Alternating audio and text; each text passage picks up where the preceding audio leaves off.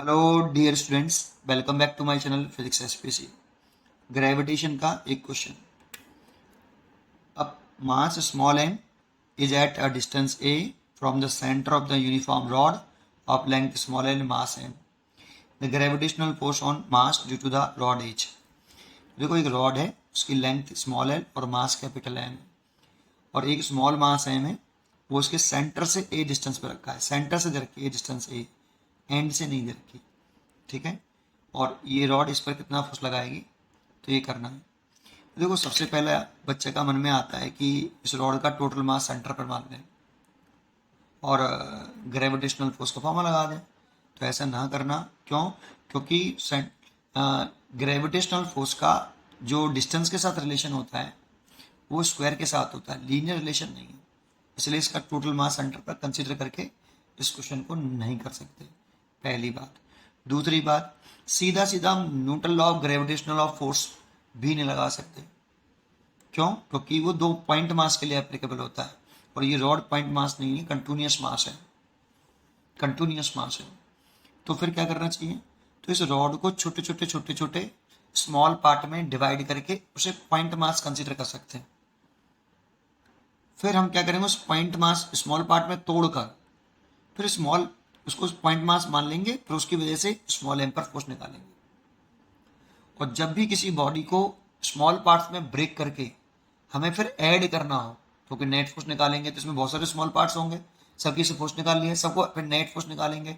तो जब भी किसी बॉडी को स्मॉल पार्ट में ब्रेक करके ऐड करना पड़े तो हमारे मन में इंटीग्रेशन का ख्याल आ जाना चाहिए। बट इंटीग्रेशन में भी एक क्या कंसेप्ट है, क्योंकि ये फोर्स वेक्टर क्वांटिटी है। अगर डायरेक्शन सेम हो वो चेक कर लेना चाहिए, तभी इंटीग्रेशन करेंगे। अगर वेक्टर क्वांटिटी ना हो तो फिर इंटीग्रेशन कर ही देंगे डायरेक्ट। लेकिन अगर वेक्टर क्वांटिटी डायरेक्शन सेम होनी जरूरी है। अगर डायरेक्शन सेम नहीं है फिर तो हम कंपोनेंट वगैरह करते हैं फिर। ठीक है, चलो देखते हैं क्या करना है। तो एक स्मॉल सेगमेंट, इसमें मैं क्यों तोड़ रहा हूँ मैंने आपको समझाया। कहीं पे भी तोड़ सकते हो आप उसे। मैंने जैसे यहाँ तोड़ दिया और इसकी लेंथ मैंने मान ली डी एक्स, और इस डी एक्स मास लेंथ का मास मान लिया मैंने डी एन। और इस डी एक्स की ये वेरी स्मॉल सेगमेंट है, इतना बड़ा नहीं है, काफ़ी बड़ा दिखा दिया फिर भी मैंने। ये यहाँ से इसकी एक्स, इससे डिस्टेंस मान लीजिए आप।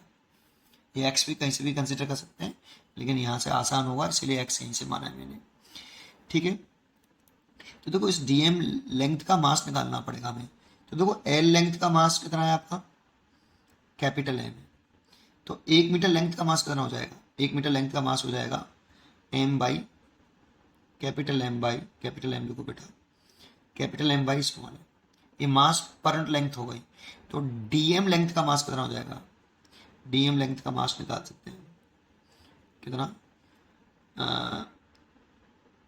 डीएक्स लेंथ का, सॉरी, डीएक्स लेंथ का मास निकाल सकते हैं M by l into d x. ये डीएम निकल आया आपका। डीएम की वैल्यू हो गई capital M by small l d x. Small l length का मास कैपिटल है, तो 1 मीटर लेंथ का मास पर लेंथ बोल सकते हो एम बाई स्मॉल एल। तो डी एक्स लेंथ का मास निकालेंगे तो m capital M by l into d x, d m निकल आया। अब इसे पॉइंट मास मान के इस पर ग्रेविटेशनल फोर्स लगा दो। तो देखो, इसको पॉइंट मास मानेंगे तो लाइन जॉइनिंग, और ये मास है, ये अट्रैक्ट करेगा, क्योंकि ग्रेविटेशनल फोर्स केवल अट्रैक्टिव नेचर का होता है, डी है ऐसा।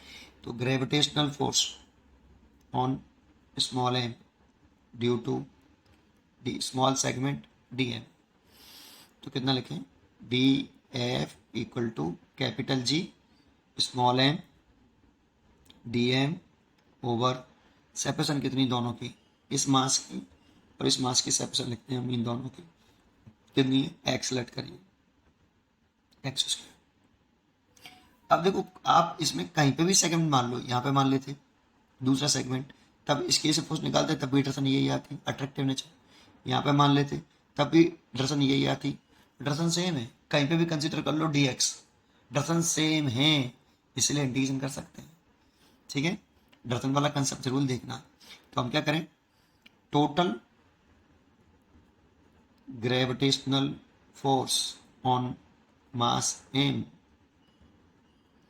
Due to the rod. तो F equal to integration D F. यहाँ पे फिर मैं एक बार बोल रहा हूँ, जब भी किसी बॉडी को स्मॉल पार्ट्स में ब्रेक करके हमें ऐड करना पड़े, क्योंकि नेट फोर्स निकालना है, एक डीएफ की एक स्मॉल एम की वजह से डीएम की वजह से थोड़ी फोर्स निकालना है, पूरी रॉड की वजह से निकालना है। तो ब्रेक, जब भी किसी बॉडी को ब्रेक करके छोटे छोटे पार्ट्स में ब्रेक करके हमें ऐड करना पड़े, जोड़ना पड़े, तो हमारे मन में इंटीग्रेशन का ख्याल आना चाहिए। लेकिन ये अगर वो वेक्टर क्वांटिटी है जिसको हम निकाल रहे हैं, तो उसमें ये चेक कर लेना चाहिए कि जितने भी स्मॉल सेगमेंट कंसिडर किए हैं उनकी डिस्टेंस सेम होनी चाहिए। ये बहुत बड़ा कंसेप्ट है यहाँ पे, ठीक है। तो डिस्टेंस सेम है, अभी मैंने चेक करके बताया आपको। अब कर दीजिए इंटीग्रेशन, एफ बराबर integration D F G small M, और देखो डी एम की वैल्यू पुट कर सकते हो आप यहाँ, G small M upon X square और एम स्मॉल एल और डी एक्स। ये यहाँ पुट करता हूँ G capital M small M over L, और इसे लिख लूँ D X over X square. तो ये तो कांस्टेंट टर्म है, केवल एक्स ही वेरिएबल है, ठीक है।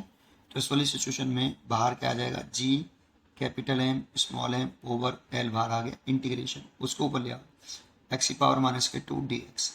अब लिमिट लिखनी है। तो देखो मेरे को इस रॉड की वजह से इस पॉइंट पे मैग्नेटिक सॉरी ग्रेविटेशनल फोर्स निकालना है, इस रॉड की से निकालना है। तो यहाँ पर एक्स कितना है, इस जगह पर, इस वाले एंड पर पूरी रॉड की से निकालना है, तो इस जगह पर एक्स कितना है।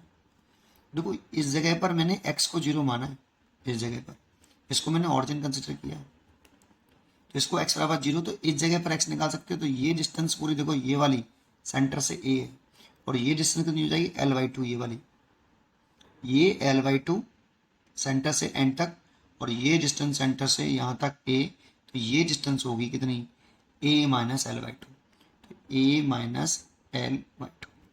और देखो ये a है और ये L/2 है, तो यहाँ से यहाँ तक की डिस्टेंस देखें, ये डिस्टेंस कितनी होगी यहाँ पर, तो ये a हो गई, क्योंकि ऑरिजिन इसको माना है भाई, तो यहीं से डिस्टेंस नापूंगा तो a ये हो गई और L/2 ये हो गई। तो x कितना हो गया, a प्लस L/2। उम्मीद करता हूँ कि आपको लिमिट समझ में आई हो। यहीं से यहीं तक क्यों लगा रहे हैं, वे रॉड की वजह से ही, तो इसको फोर्स निकालना पूरी रॉड की वजह से, ठीक है। और x के रेस्पेक्ट में इंटीग्रेशन हो रहा है, इसलिए लिमिट x की आएंगी। तो यहाँ पर x कितना, a माइनस L/2 और यहाँ a प्लस L/2। उम्मीद करता हूँ ये लिमिट समझ में आई होंगी। चलिए अब क्या करते हैं, इंटीग्रेशन कर दो। तो इंटीग्रेशन x की पावर n dx, x की पावर n+1 और n+1, लेकिन ये फॉर्मूला हम जानते हैं n बराबर -1 के लिए वैलिड नहीं होता, लेकिन यहाँ पे तो n की वैल्यू कितनी है आपकी, -2, तो -2 लगा दीजिए। g capital M small m upon l और x की पावर -2 +1 n-2 +1 और लिमिट a माइनस L/2 और a प्लस L/2। देखो ये -1 यहाँ आगे माइनस के g ओवर l, ये -1 बचा ना, उसको मैंने यहाँ लिख लिया, और इसको x की पावर -1 तो 1/x हो गया, लिमिट a माइनस L/2 और a प्लस L/2। देखो फिर मैं इसको आगे करता हूँ, ठीक है। अब क्या खत्म होने वाला है, f इक्वल टू माइनस के g capital M small m over l। Upper limit put कर दीजिए x की जगह पहले 1/a plus L/2 minus lower limit minus लगा कर नहीं, a माइनस L/2 ऐसे। तो माइनस के g capital M small m over l, नीचे से एलसीएम ले लें। तो देखो एलसीएम लेंगे तो a प्लस L/2, चलो लिख देता हूँ, वैसे भी एक स्टेप बढ़ाना पड़ेगा मेरे को, अगले स्टेप में कर दूंगा, डायरेक्ट कर सकते थे। यहाँ पे आएगा a माइनस L/2 माइनस, इस माइनस से ये साइन चेंज हो जाएगा, a माइनस L/2, a से तो a कट गया।